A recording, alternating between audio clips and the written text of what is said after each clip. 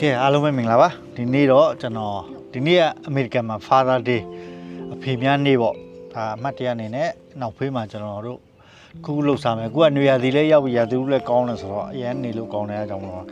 ပစုံကင်မယ်ပြီးရင်ငပိချိုမယ်ဘဝင်းကျင်ဒုက္ခပေးမယ်ပြီးတော့တူးစရာတွေအဆုံရှိတယ်အဲ့ဒါနဲ့တူးစရာနဲ့စားမယ်ကျွန်တော်မှာကင်တဲ့ပစ္စည်းတွေဒါတွေလျှက်စစ်နဲ့ပဲလုပ်တယ်ဘာလို့ဆိုတော့ကျွန်တော်တို့နောက်ဖေးကြတော့တစ်ပင်တွေလည်းမရှိဘူးဆိုတော့လေရန်တိုက်တယ်အဲဒါကြောင့်မလို့လျှက်စစ်နဲ့ဟာတွေပဲလုပ်မယ်ကဲစလုပ်ကြည့်မယ်နော်ကဲဒီမှာကျွန်တော်ကင်တဲ့ဆက်ကိုအပူပေးထားပြီးပြီပစုံကတော့ဘာမှအရသာမထည့်သေးဘူးကျွန်တော်အရသာတော့ဒါပဲဒါ Kansas City Barbecue ကျွန်တော်ဒီအရသာကိုရန်ကြိုက်တယ်အဲဒါကြောင့်မလို့ဒီဟာနဲ့ပဲကျွန်တော်အမြဲသုံးတယ်ဒါလေးနဲ့သူကတော့ချိုတဲ့ရသာပဲသွားတယ်ဆိုတော့နည်းနည်းလေး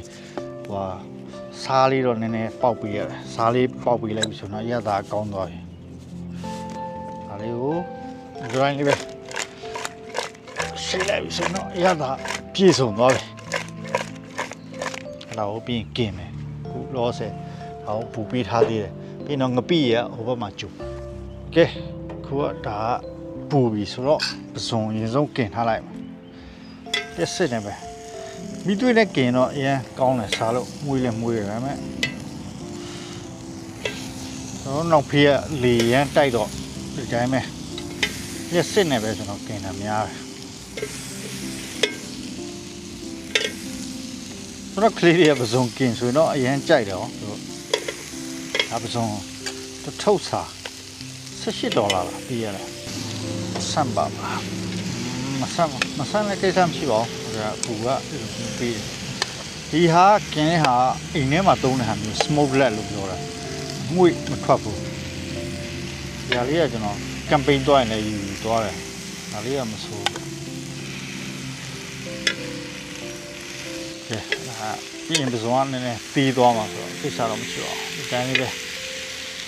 ထည့်ထားအုပ်ထားလိုက်ငါပြီးစကြိုတော့မယ်အောင်ပြီးဖွင့်မယ်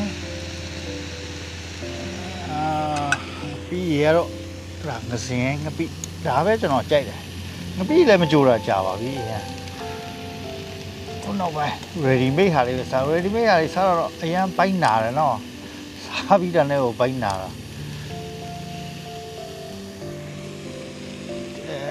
တော့ဘွားလောက်ပဲကြူလိုက်ပတ်ဝန်းကျင်ကိုဒုက္ခပေးလိုက်အောင်ဒါပေမဲ့ဒီနေ့ကစနေနေ့တနင်္ဂနွေနေ့ဆိုတော့အိမ်မှာဘေးပတ်ဝန်းကျင်မှာလူတွေမရှိပါဘူးသူပွဲတွေသွားပါတယ်သွားစနေမုတ်လေးမြများထည့်လိုက်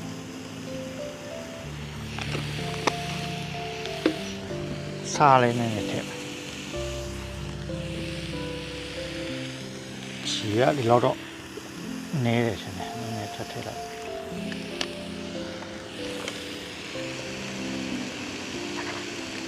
new year ဒီရောက်ဆိုတော့ကျွန်တော်အရင်ပျော်တာဘာလို့ဆိုတော့မပြီးဘူးအပြင်မှာလွတ်ကျော်အိမ်ထဲမှာတော့တပတ်လုံးလုံးဆွဲတာဒီမှာတော့အလုံးပိတ်အိမ်နေဆိုတော့မြန်မာပြည်လိုတော့လွတ်လပ်မဟုတ်ဆိုတော့အနံ့အရန်ဆွဲတာ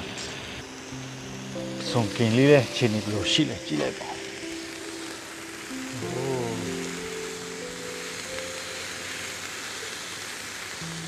ဒီ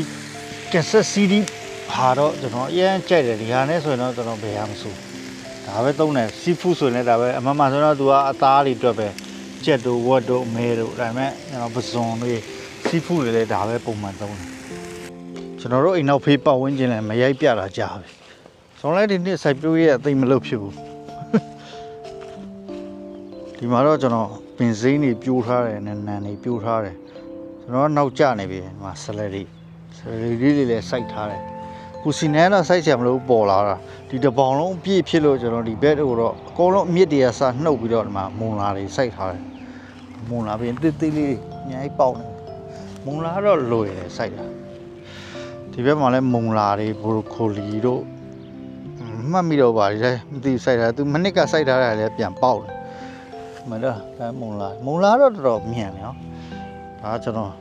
ဂျော်ဂျီယာအဝေလာတဲ့ဟာတကူတကပင်စိမ်းကကျွန်တော်အိမ်ထဲမှာထည့်ထားရဲဆိုတော့တစ်နှစ်လုံးပေါက်တာဒီကောင်စားရတယ်တော်တော်လေးမပါလေအောက်မှာပေါက်တော့ခင်းချင်နေလားပါလေဒီအများကြီးပဲပြီးမှကြီးမှမျိုးပွားမယ်ဒီမှာချမောင်း စမောင်လေးလည်းပေါက်တယ်အများကြီးဒါပေမဲ့ဘောင်ထဲမှာစိုက်တယ်ဆိုခေါင်းပေါင်မလားမသိကျွန်တော်ရဲ့နောက်ဖေးပြူဒီနေ့ Father Day ဆိုတော့ပြီးရင်တနင်္ဂနွေနေ့လည်းဖြစ်တယ်ဆိုတော့ကားသွားလာနည်းနည်းတော့ပါတယ်ဒီမှာကျွန်တော်လှုပ်ထားတာတွေပေါ့ငပိကျူတယ်ပစုံကင်းတယ်ရိုးလေးပါပဲရိုးရှင်းရှင်းလေးပဲကျွန်တော်သမီးရဲ့ပြင်ထွက်ပြီးဆိုတော့ရုပ်တွေသူ့ရုပ်တွေယူလာပြီးတော့ဆော့နေတာပဲစုံကင်းရတော့တော်လေးအနံ့ထွက်လာပြီစားလို့ကောင်းမယ်ပေါ့ပြီးရတော့တော်လေးစူနေတယ်မြုပ်တွေခတ်ထုတ်လိုက်မယ်ဒီမြုပ်တွေကတိုင်းနာတယ်လို့ပြောတယ်ချိုးလို့ဟုတ်လားမလားမသိအမြုပ်ကတော့ခတ်ထုတ်အောင်အမြုပ်ကတော့စားခြင်းခွာငပိလဲစူပြီဆိုတော့ခဏပြီးမှထားလိုက်မယ်ငပိကိုပြီးရင်တော့ကျွန်တော်ငပိမှာထောင်းပြီးထည့်ဖို့အတွက်စက်သွန်နီးတွေ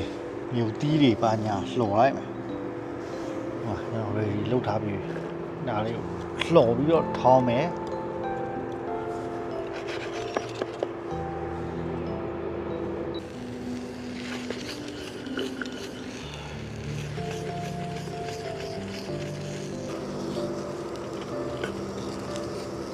ဒါလေးကိုနည်းနည်းတူးအောင်လှော်လိုက်ဘယ်မှာစက်သွန်နေလှုပ်ထားတဲ့ချိန်မှာဒါလေးကိုဒါဘက်တာထော့ပတ်ပေါ့ထော့ပတ်စီလေးနည်းနည်းဖြန်းလိုက်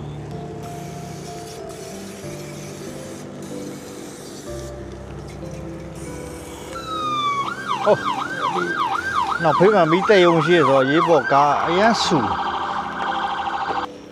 ကဲဒီလောက်တူးတယ်ဆိုတော့ရပြီဒါလေးကိုစုံနဲ့ထည့်ပြီးထောင်း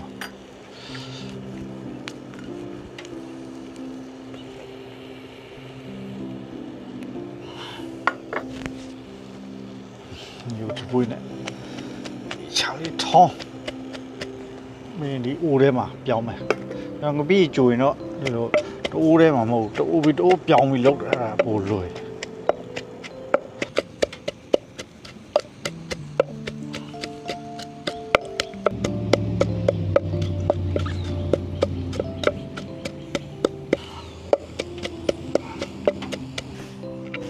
ဒါလည်းထောင်းပြီးပြီဆိုတော့ထဲတော့မွေးနေတာပဲတီးတွေပါလေမီးလေးတိချာกินထားတာဆို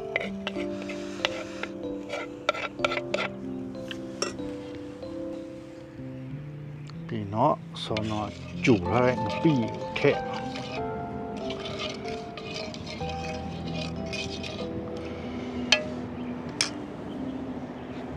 စကားလေးနဲ့စစ်ပြီးထက်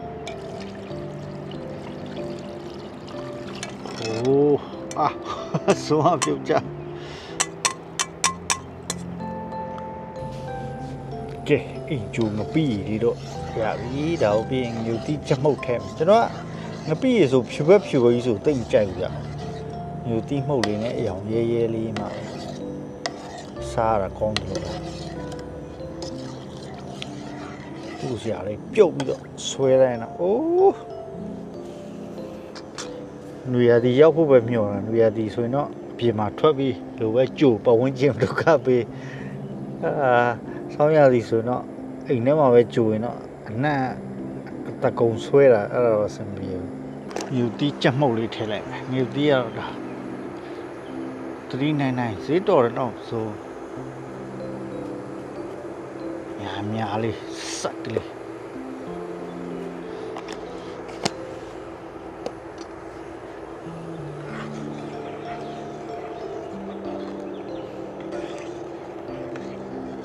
နော်တစ်ပတ်ကတော့အေးစေးစားရမှာ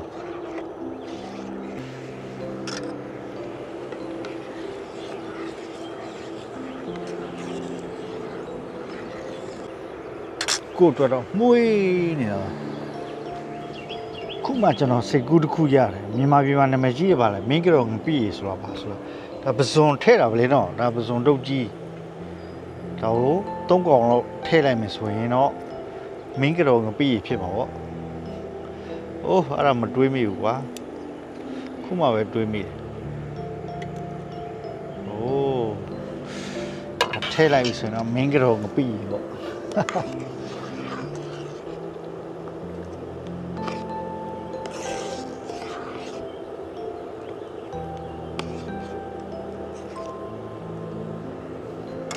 သုံးကောင်နင်းလာနောက်တစ်ကောင်တော့ထည့်လိုက်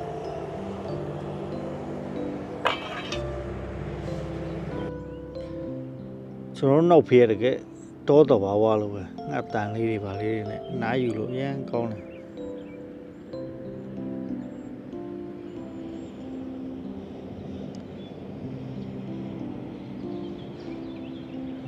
ကာလမိုက်ရှိတယ်ဆိုတော့နည်းနည်းတော့ဆူတယ်အဲ့လောက်ကြည့်တော့မဟုတ်ဘူးကားသွားလာအရင်မများဘူးမင်းကတော့မပြီးလေးတော့ရပြီစတော့နာမည်မပေးနိုင်ဘူးဒါပေမဲ့ပစုံကင်တာနဲ့ခါလေးကိုထည့်လိုက်တယ်နဲ့နာမည်စဉ်းစားမိသွားမင်းကတော့ပြီးဆိုဒီတော့ထမင်းစားပေါင်းတော့ကဲပစုံကင်လေးတော့ကြက်ပြီ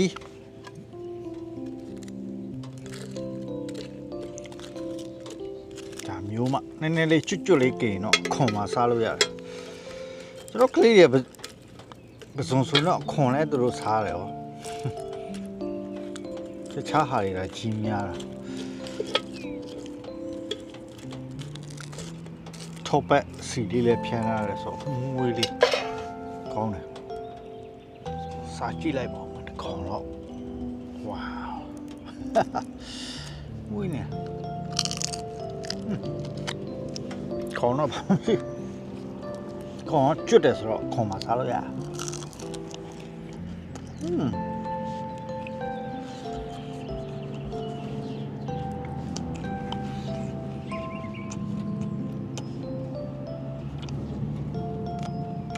လာကောင်းလား